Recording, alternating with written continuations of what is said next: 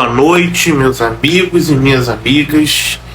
Vamos hoje começar a live que está programada, tá? Para hoje, às 20 horas, daqui a 3 minutinhos, né?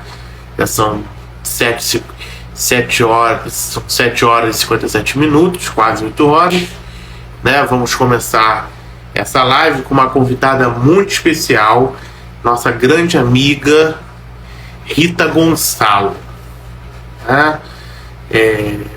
Assim que ela chegar, eu vou deixar que a mesma se apresente e a gente possa dar início à nossa live de hoje, tá? Nossa live de hoje, no qual eu farei 7 perguntas para a nossa querida Rita, né? Perguntas muito consistentes, perguntas que encaixam perfeitamente no tema ora retratado, que é o tema que ela própria escolheu, que é mulher e cidade, né? Cidade, mulher e cidade, né? É fundamental esse tema, né? Um tema imperioso a gente tratar desse tema agora, né? É um tema histórico, porque a gente necessita trabalhar isso na sociedade.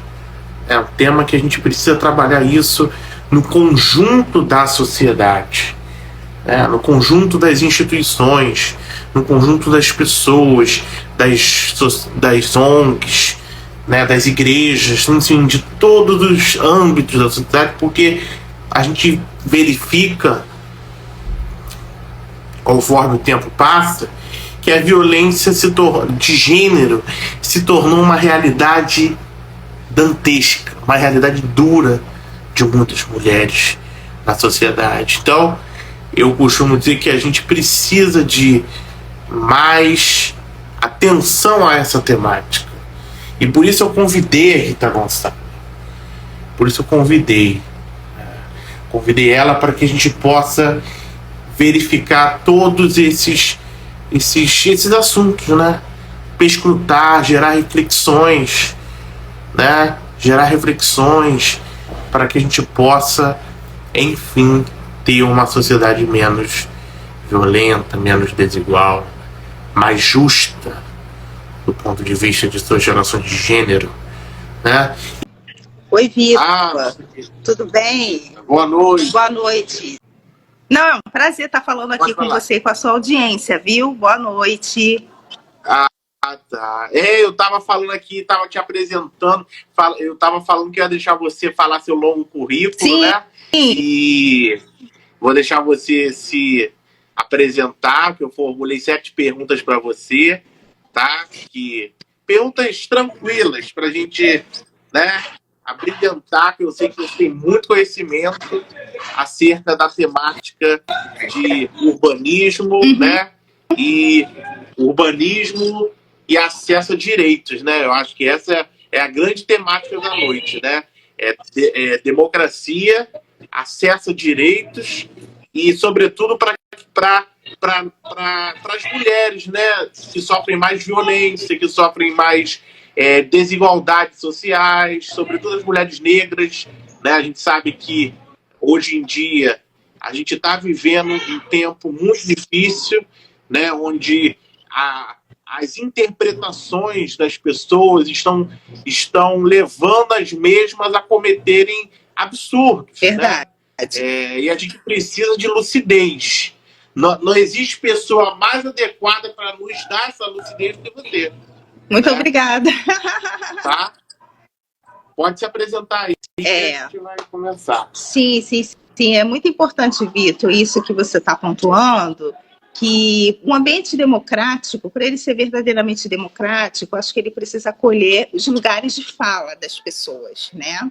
Não adianta a gente formular políticas públicas, querer formular opiniões acerca de determinados assuntos sem ouvir os sujeitos protagonistas desses contextos. Então, quando a gente fala de mulher negra, quando a gente quer entender as vivências, as especificidades do que é ser mulher negra, a gente precisa ouvir elas mesmas, né? antes de tirar conclusões precipitadas, antes de ter preconceitos ou coisas do tipo. Então, tudo isso aí eu atravessei ao longo da minha vida. Eu fiz graduação em Ciências Sociais na Cândido Mendes, isso lá em 2007. Depois eu fiz uma pós em Filosofia, fiz mestrado na PUC-Rio e fiz o doutorado na UFRJ, no Planejamento Urbano. Na UFRJ... Que benção! Consegue me ouvir? Tô ouvindo, eu falei que benção! Isso, na UFRJ foi um ambiente assim, onde eu consegui ter mais contato com essas distorções socioeconômicas, por exemplo, que as mulheres enfrentam, né? Porque lá no fundão é um ambiente assim que acolhe muitas mulheres trans, muitas pessoas negras das margens, entendeu? Dos rincões da Zona Oeste, da Baixada Fluminense. Então, são pessoas ali que estão na universidade vendo aquele ambiente como uma possibilidade de sobrevivência e de existência, né? Então, ter contato assim com gente de tantos lugares, com tanta precariedade de vida, e mesmo assim ali resistindo, insistindo em continuar estudando, isso me fez ter mais sensibilidade ainda para a questão da mulher negra, para as dificuldades que as pessoas pretas enfrentam e como que a gente pode fazer, não só sensibilizar os órgãos públicos, os governantes, mas sobretudo a nossa própria comunidade, nesse sentimento de resistência, de você continuar persistindo e insistindo em alcançar os seus objetivos, certo? Porque eu vejo que a educação é algo que muda radicalmente a vida de uma pessoa, sobretudo de uma mulher negra. A educação é o que possibilita, por exemplo, as pessoas negras saírem de subempregos, terem mais consciência política, terem maior consciência com o seu próprio corpo, com a sua família, com a sua comunidade. Então, assim, Vitor, você que é um grande militante da educação, né, desse sentimento comunitário, é só a educação mesmo quem consegue transformar mentalidades. Eu não vejo outra saída para isso. Você vê, por exemplo, pela minha trajetória, né? Com certeza. Muita linda sua trajetória. Eu fico muito orgulhoso de ter uma pessoa como você nessa noite aqui no canal Sociedade Debate, partilhando do seu conhecimento e tal, né? E da sua sabedoria e da sua experiência, tá? Porque a experiência é com a vida, né? Com a realidade social das pessoas, das comunidades, né? A gente precisa ter esse feeling, né? E você, só nesse início de live eu já vi que você tem muita história para contar e muito conhecimento também, né? Eu vou fazer as perguntas. Claro. São perguntas tranquilas, eu tenho, que eu formulei hoje de tarde, tá? Vamos lá. Sabemos que, historicamente, a relação cidade-cidadão, né, mas, sobretudo, cidade-mulher, foi muito pensada naqueles moldes casa-trabalho, né? Logo, como construir, Rita, uma cidade mais acolhedora e, sobretudo, e ao mesmo tempo, que valorize a temática da qualidade de vida? Essa é a pergunta. Como construir uma sociedade que a gente sabe que ela foi muito pensada nessa situação de casa-trabalho, né? A gente sabe muito bem disso. Historicamente, né? Urbanisticamente, né? Nos temas urbanos, a gente tem um povo pobre que é muito trabalhador, né? Isso. E as pessoas pensam... O povo pobre no Brasil, ele é trabalhador, né? Tem muita gente que é trabalhador. E já tem que trabalhar cedo, tem que parar de estudar para gerar renda, né? Para levar o pão de cada dia para a sua família. Mas eu sinto que as pessoas mais pobres, sobretudo as mulheres negras, não têm tanta qualidade de vida, né? É uma temática importante, né? A qualidade de vida, né? A questão da renda, né? A questão da renda para com as mulheres têm mais recursos, né? Investem mais em qualidade de vida. Que tem menos, investem menos em qualidade de vida, né? Como pensar a qualidade de vida nesse contexto? Sim.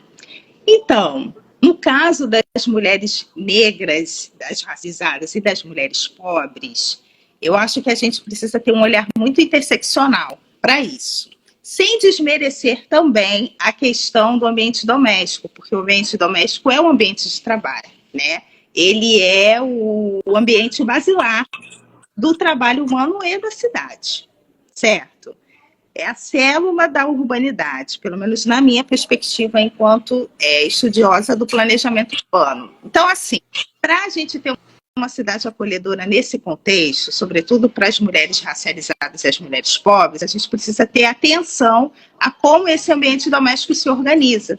Como as mulheres pretas precisam se organizar para ter emprego e renda, para aumentar sua qualificação profissional. E isso tudo começa com o quê? Com mais creches, mais oferta de creches em tempo integral, né?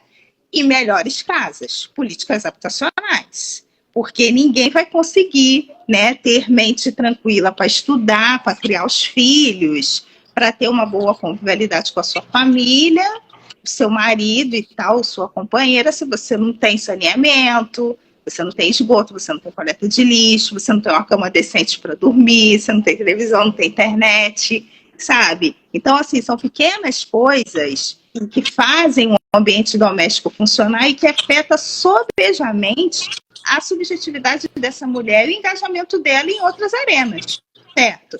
Então, eu vejo que, em perspectivas de governança urbana, a gente tem que ter muita atenção para a questão habitacional, toda a infraestrutura, né, que rege a casa dessa mulher e mais ofertas de creche em tempo integral. Tempo integral, a gente diz o quê? Até as 5 horas, até as 18 horas, para que isso possibilite com que essa mulher se mova na cidade, que ela possa procurar emprego, procurar estudos. Assim a gente vai empoderando as mulheres, as famílias, não só elas, mas toda uma geração. Porque quando a mulher ela consegue ingressar no mercado de trabalho, nos ambientes de estudo, aí você está rompendo ciclos geracionais de pobreza, né? Então, é uma coisa, assim, aparentemente simples, mas que ela tem interconexão. Saúde, habitação, saneamento. Então, a gente precisa ter políticas integradas nesse sentido. Ah, perfeito, perfeito. E, emendando com a segunda pergunta, Rita, eu queria saber o seguinte. Sabemos que a violência de gênero que resulta inexoravelmente em sistemáticos feminicídios, muitas das vezes ainda é uma realidade dura nas cidades. Então, como aperfeiçoar a lei do feminicídio? Como aperfeiçoar? Com educação e, sobretudo, educação nas escolas, cara. Que, assim, pensar em trazer mais mulheres negras para pensar a legislação, essas redações contra a violência à mulher e tudo mais, isso é importante, muito, sobejamente. Como eu disse lá no início da nossa live, cada vez mais que as protagonistas dessas violências possam estar nesses espaços de poder, discutindo, debatendo, provocando, sendo partícipes nas novas redações, nas novas legislações, a gente consegue alterar essas estruturas. Mas eu acho que a base, a raiz dessa estrutura de combate ao feminicídio, de combate às violências de gênero, estão nas escolas.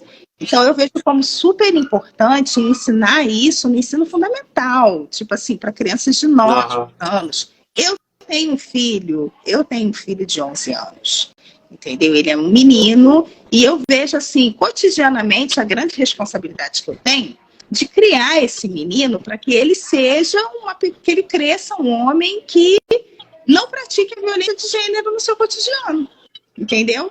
Porque, e isso não só comigo, mas com as suas colegas da escola, com as suas familiares, avós, tias. Então, é um exercício diário, cotidiano. Se a gente não tem isso na escola com essas crianças, é muito difícil a gente combater isso lá na ponta, sabe? Na lei, quando você vai acessar o direito penal, o direito civil e tantas outras direitos. Eu acho que a base do combate ao feminicídio, à violência de gênero, está na educação, sabe? É você falar sobre gênero, você falar sobre sexualidade, o respeito às diferenças na escola. Isso precisa fazer parte do Isso mesmo. currículo cotidiano.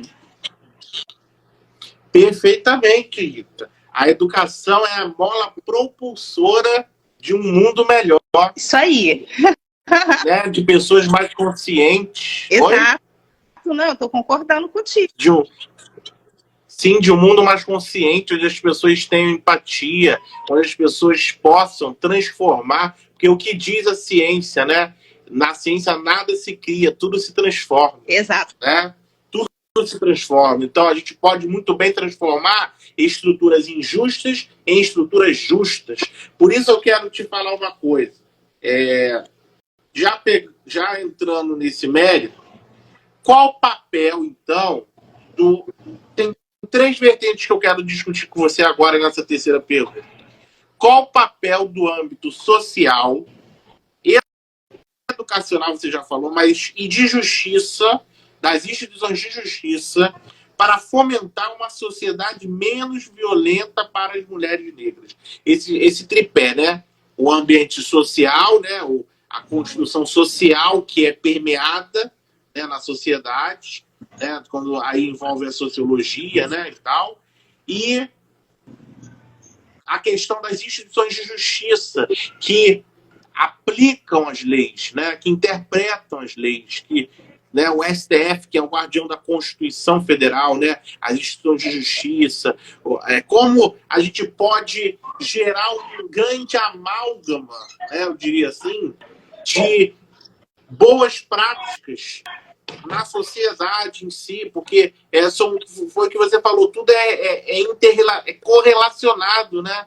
É um esforço conjunto que tem que ser feito por todos os membros da sociedade. Não é somente uma instituição ou um grupo, são todos juntos. ONGs, né, igrejas, enfim, todos. O que você acha disso? Sim. Bom, em termos sociais, eu acho que a minha fala, seja tanto em termos sociais quanto nos termos jurídicos, ela vai estar muito alinhada à questão do acolhimento da experiência das mulheres negras, sabe? No âmbito social, deveria ter muito mais espaços de escuta e acolhimento a essas experiências que nós passamos. As violências, problemas familiares, problemas na escola, no trabalho, né? Porque você já reparou que, na maioria das vezes, as mulheres elas vão procurar ajuda quando a circunstância já está no ápice, né? E muitas vezes também, quando vai procurar um recurso judiciário e tal, essa pessoa que está lá no judiciário, seja um advogado, um juiz, ou um técnico de defensoria pública, ele desconhece radicalmente a realidade das mulheres, dessa mulher preta que está acessando esse judiciário. Então, lá também não tem núcleos de escuta, de acolhimento a essa especificidade do que as mulheres pretas passam e vivem. E aí eu estou colocando aqui mulheres cis e mulheres trans. Então, eu acho que a gente precisa criar mais desses núcleos e formar mais profissionais, mais juízes, mais doutores, mais pessoas que estão no judiciário também, que são responsáveis, não só pela aplicação das leis, mas pela interpretação, digamos assim. A interpretação ela também precisa ser interseccional e correlacionada a esse entendimento da realidade das mulheres. Eu acho que assim a gente pode construir, junto com as políticas públicas, né, implementadas pelos governos, uma amálgama, como você disse, de modo a transformar integralmente a realidade das mulheres, né? Porque aí, quando a gente está falando da experiência feminina, não existe, ela não toca só a questão de violência, ela toca várias outras coisas. Como eu disse, é saúde, é educação, é habitação, é a família, é cuidado com os filhos, é o transporte público, é a maneira de você se mover na cidade, a maneira como você aceita coisas. né? É também a dimensão subjetiva, né? A afetividade dessa mulher. Então, é uma série de coisas relacionadas. Então, se a gente não tiver lá no judiciário e na comunidade núcleos, pessoas competentes, capazes de entenderem a necessidade de acolher, é muito difícil a gente resolver tudo na letra fria, entender? Da justiça. Eu acho que a gente precisa ter, sim, pessoas profissionais que convivem conosco, que compreendam a nossa realidade, que saibam detectar, oferecer soluções práticas, entendeu? De acordo com essa diversidade de realidades de mulheridades negras que temos no nosso país. Perfeito. Isso porque, Perfeito. aí eu volto a dizer, isso porque a realidade da mulher preta aqui no Rio, na Baixada Fluminense, é totalmente diferente de uma mulher que está no Nordeste, de uma mulher que está no Norte, entende? Então, por isso que eu estou falando, pontuando mais uma vez esse olhar interseccional, porque as realidades, elas são múltiplas, né? E as políticas, elas precisam ir de encontro a essas múltiplas realidades. Preciso de aperfeiçoamento, porque assim, a gente tem a DEAN, que é a Delegacia Especializada de Atendimento à Mulher, né? Como fortalecer a DEAN, né? A Delegacia Especializada de Atendimento à Mulher, que já tem vários lugares, né?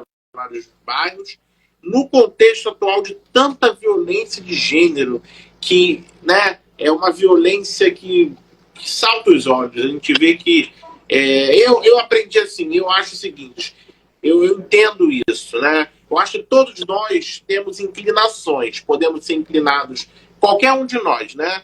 Temos inclinações para o mal ou para o bem, né? Eu costumo dizer que quando um cidadão erra ou comete um erro, ou uma omissão, ou um pecado, seja qualquer ato reprovável do ponto de vista social, né? No âmbito religioso, eu costumo me confessar, né? Agora, tem pessoas que não se confessam e não mudam de atitude. Ou seja, a gente vê que tem muitas mulheres que erram na escolha dos parceiros. Ou os parceiros, ou a gente pode culpar exclusivamente claro que tem casos que a gente pode culpar exclusivamente, tem homens que são violentos bastante, mas as mulheres vão ter que refinar essas escolhas, pensar melhor antes de vê se você entende o que eu quis dizer. Escolher, refinar melhor suas escolhas do seu parceiro para a vida. Sim, entendi. Não, entendi a sua pergunta. E aí você perguntou também sobre as DEANs. Aí eu vou te contar um dado interessante. Eu já trabalhei na Polícia Civil. Isso há quase 15 anos atrás, quando tinha um programa Delegacia Legal, você lembra? Eu não sei se na sua tinha. Você lembra desse programa Delegacia Legal? Então, era um programa do governo Garotinho. O governo Garotinho, ele contratou profissionais da área psicossocial, né? Ou seja, psicólogas, sociólogas e assistentes sociais que ficavam na linha de frente da delegacia antes dessa pessoa chegar até o policial. Ou seja, a gente fazia uma filtragem, esse espaço de acolhimento e escuta das pessoas, sobretudo das mulheres. Aí eu trabalhei durante esse programa há 2 anos. Foi assim, um divisor de águas na minha compreensão da realidade social. Eu ainda estava na graduação em Ciências Sociais. E o que acontece? Já tinha todos esses episódios assim de briga, de violência, não era só com parceiro não, era com vizinho também, tudo mais. Mas uma das coisas que a gente percebia assim claramente, que sentíamos muito falta, era disso, dessa capacidade educativa e mediadora dos conflitos, sabe? Porque muitos dos casos que a gente recebia na delegacia não tinha uma inclinação penal, sabe? Mas a pessoa, ela queria levar para esse âmbito, porque ela não tinha competência, ela não tinha essa capacidade de mediação de conflitos e de construção de escolhas. Aí tocamos na questão que você falou, pontuou, mas as mulheres, será que elas não precisam aprender a escolher melhor os seus parceiros? Talvez sim, tá? Mas isso não é uma coisa que a gente vai ensiná-las. É algo que a vida vai ensinar. A experiência precisa ensinar isso para as mulheres. Claro que conforme você vai acessando os ambientes de educação, você consegue ter mais reflexão a respeito daquilo que te cabe e daquilo que não te cabe. Mas isso não significa dizer que a violência de gênero acontece só com a mulher pobre e racializada. Ela também acontece com a mulher branca, com a mulher rica, entendeu? Que muitas vezes também continua passando por esses exemplos de violência, porque ela não tem ali as habilidades, todo o escopo para sair do círculo de violência. Às vezes ela está ali naquela circunstância de dependência, às vezes ela não quer abrir mão do conforto, do dinheiro, que isso também é uma coisa que toca a realidade de muitas pessoas, né? Para que eu vou, como é que eu vou criar o tal filho sozinha? Como é que eu vou largar esse apartamento, essa vida de luxo que eu tenho? Então as pessoas vão também empurrando com a barriga essas questões de violência. Então, o que eu estou apontando para você é a violência de gênero, ela ocorre independente de classe social. Ela ocorre tanto lá, entendeu? Com as mulheres brancas, ricas, classe média alta, quanto com as mulheres pobres. E é por essas questões de medo ou de talvez não capacidade do exercício. Quanto mais nós tivermos esses núcleos de educação, a construir melhores escolhas para a sua vida. Claro. Perfeito, perfeitamente. Mas assim, a escolha que você falou é perfeita. Isso é algo que eu também vejo muito na minha realidade, na minha experiência com outras mulheres, comigo mesma.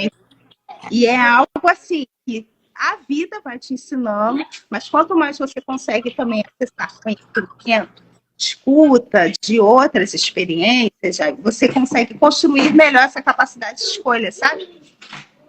A gente fica preocupado, porque elas têm que melhorar essas. Eu digo assim, a gente está falando por bem das mulheres, né? Eu digo assim, para elas refinarem, escolherem melhor quem vai partilhar o resto da vida com elas, né? Porque eu vejo também que tem muitas separações, né? E muitos divórcios, né? Enfim. Em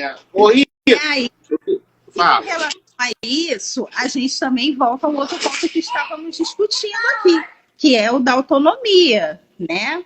Uma mulher que ela tem autonomia financeira, habitacional, educacional, é muito difícil dela persistir nesses ciclos de violência, entendeu? Mas outras pessoas talvez não tenham essa mesma oportunidade, pode acabar incorrendo mais tempo nessas circunstâncias, sabe?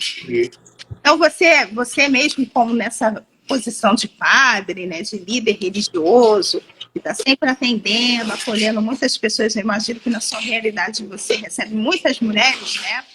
Nesse contexto, nessa circunstância, eu acho que é fundamental manter esse espaço de escuta, de acolhimento, mas também de intervenção, sabe? Intervenção prática nas necessidades, nas demandas dessas mulheres. Eu acho que isso ajuda muito. Isso ajuda muito. Quero que a gente fazia no programa Delegacia Legal.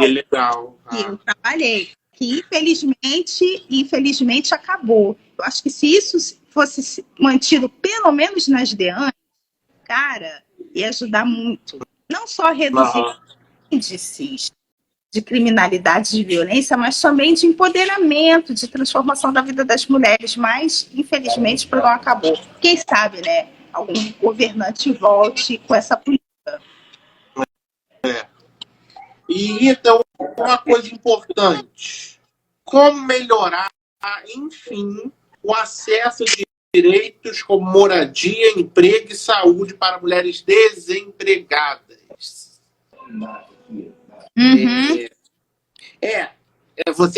Isso é exatamente isso. Como melhorar, enfim, o acesso a direitos como moradia, emprego e saúde para mulheres desempregadas. Porque eu sinto que muitas das vezes o desafio, né, não é nem criar novas leis, mas botar o que já existe para funcionar, né? Aí Sim, tem, né? O que você acha? o desafio, Vitor, é orçamento. Para quem está me assistindo agora ou vai assistir a gente depois, fez as provas dos concursos públicos que estão rolando. Aí, no Brasil, eu já dou a dica, gente. O desenho de qualquer política pública não acontece sem orçamento. É preciso que no orçamento plurianual, seja do governo federal, no âmbito estadual ou municipal, seja colocado, dotado verbas destinadas à execução de tais políticas, porque sem orçamento, nenhum político, nenhum secretário consegue implementar nada, por mais boa vontade que ele tenha, entendeu? Mas sem orçamento fica impossível você desenhar qualquer política que beneficie mulheres negras, mulheres indígenas, seja lá quem for. Então, a base do desenho das políticas públicas e da implementação dessas melhorias, tanto em habitação, quanto em educação, em saúde, está no orçamento. Entendeu? Então, depende muito da vontade desse governante, dos seus ministros, dos seus secretários, na construção, no desenho desse plano plurianual de orçamento. Entendeu? Porque se já foi definido no orçamento que vai se gastar X com educação, e esse X é pouco, digamos assim, para a implementação de inúmeras melhorias, é muito difícil avançar, sabe? Então, eu acho que o Brasil como um todo precisa aprender isso, a remanejar o seu orçamento de modo a investir montantes, grandes recursos naquilo que interessa. Educação, moradia, saúde, entendeu? E tudo mais. Perfeito, perfeito. Você tocou no ponto essencial, o orçamento. É a disputa, é o famoso conflito distributivo, né, Rita? Isso, exatamente, exatamente. Mas também você que é cientista político vai saber, entendendo que é a implementação do orçamento, o desenho da política de orçamento, ele está ali num conflito de interesses muito grande, né? Entendi. Porque são várias pontas, não é só os governos, os políticos, mas também tem os empresários, uma série de atores disputando para onde que vai esse orçamento público. Né? Esse jogo foi muito sério. Rita, falando nisso, eu vou tocar num ponto na sexta pergunta, estamos quase terminando. Qual o papel da cultura para melhorar e combater as desigualdades regionais de gênero e de poder para com as mulheres nessa sociedade altamente patriarcal? Como que a gente vai combater? A gente sabe que a gente é uma sociedade machista, patriarcal, misógina, sexista, né? A gente sabe disso. Qual o papel da cultura nisso tudo? Qual o poder da cultura nessa luta para enfrentar essas temeridades do patriarcalismo, né? Sim, eu acho que a cultura tem um papel assim fundamental no sentido do letramento, sabe? Porque como os agentes culturais usam muito da internet, né, desse canal Instagram que a gente está aqui falando, YouTube, as apresentações nas comunidades, então a cultura ela tem muito esse papel do letramento, sabe? Então cada vez que uma musicista, uma cantora, uma atriz, alguém está fazendo um espetáculo, está fazendo alguma iniciativa e falando desses temas, porque isso também é muito importante, né? Falar através da arte. A arte é uma linguagem que alcança muitas pessoas. A arte, ela alcança, né, todo indivíduo, todo cidadão. Eu acho que a cultura ela tem esse papel de letrar os indivíduos e de conscientizar, de sensibilizar as pessoas para esses temas, entendeu? Para observar isso no seu cotidiano, para estar atento, para denunciar, para falar, para procurar ajuda, para procurar acolhimento. Então, eu acho que, assim, quanto mais nós tivermos artistas que falem mesmo, sabe, da questão da violência de gênero, do sexismo, do combate ao patriarcado. Eu acho que a gente consegue levar esse tema para muito mais gente, de forma que, por exemplo, os políticos, que os textos acadêmicos não conseguem alcançar. Ah, entendi. Sim. Perfeito. Perfeito sua resposta. Muito boa. E eu queria saber o seguinte agora, Rita. A última pergunta, vamos para a sétima e a última, né? Por fim, qual o papel do direito à cidade no planejamento urbano de cidades médias, rurais e metropolitanas? Tá? Uhum.